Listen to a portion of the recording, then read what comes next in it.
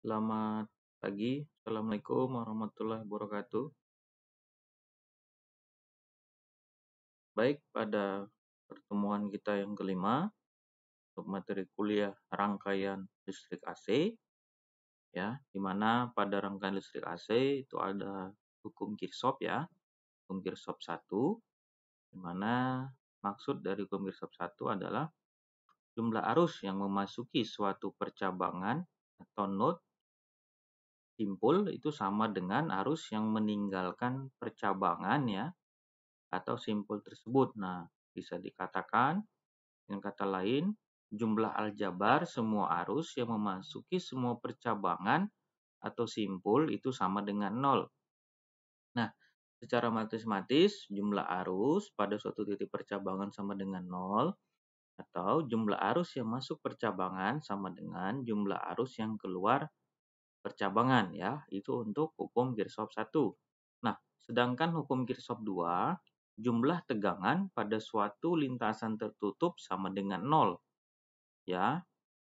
Jadi penjumlahan tegangan pada masing-masing komponen penyusunnya yang membentuk satu lintasan tertutup itu akan nilainya sama dengan 0. Ini dia untuk secara matematisnya ya, jumlah tegangan sama dengan 0 dalam suatu lintasan tertutup ya. Nah, kemudian masuk kepada kita tentang konsep pasor ya. Pasor adalah bilangan kompleks yang merepresentasikan besaran dan fasa gelombang sinusoidal ya. Jadi pasor ini dapat dinyatakan dengan sebuah notasi pada domain frekuensi yang hanya terdiri dari besaran dan fasa ya. Atau dapat dikatakan tegangan atau arus berbentuk gelombang sinusoida itu dapat dinyatakan dalam bentuk pasor. Itu bilangan kompleks yang mempresentasikan besaran dan fase gelombang sinusoida ya. Nah, ini merupakan persamaan formula Euler ya. Nah, ini bisa dilihat nanti ya. Ini persamaan formula Euler-nya untuk pasor ya. Kemudian ini merupakan diagram fasor ya. Gambar ini merupakan T sama dengan 0, omega T sama dengan 0, sedangkan di sini T-nya sama dengan Pi dibagi 4 omega. Kalau di sini T-nya sama dengan Pi dibagi 2 omega ya. Nah, kemudian beda fasa antara tegangan dan arus itu sebesar theta. Maka diagram fasornya dapat kita gambarkan sebagai berikut. Ini dia ya gambarnya, ini gelombang sinusoidanya, ini dia dalam sebesar arus tetanya. Nah, kemudian arus sinusoidal itu merupakan tegangan yang melewati elemen pasif jika arusnya sinusoidal ya. Elemennya apa aja?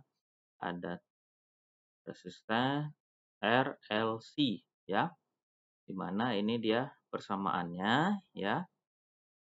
I sama dengan VR sama dengan RI, VL sama dengan LDI per DT, PC sama dengan 1/C integral dari I DT.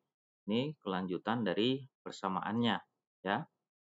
Nah, kemudian tegangan sinusoidal merupakan arus pada elemen pasif jika tegangannya sinusoidal. Sama ya, elemennya adalah RLC ya. Di mana untuk IR sama dengan V dibagi R, IL sama dengan 1 dibagi L integral V dt, IC sama dengan C dV per dt. Ini dia persamaan kelanjutannya ya. Nah, kemudian masuk kepada harga efektif atau RMS, root mean square ya. Di mana fungsi umum T dengan periode T, harga efektifnya ini dia persamaannya.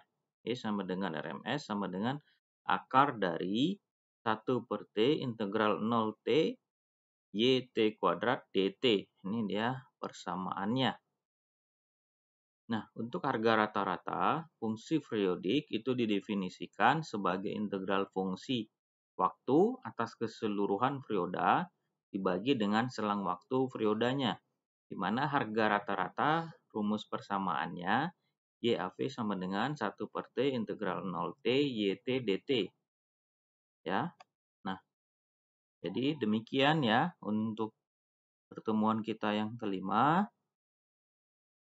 Materinya demikian saya sampaikan. Terima kasih.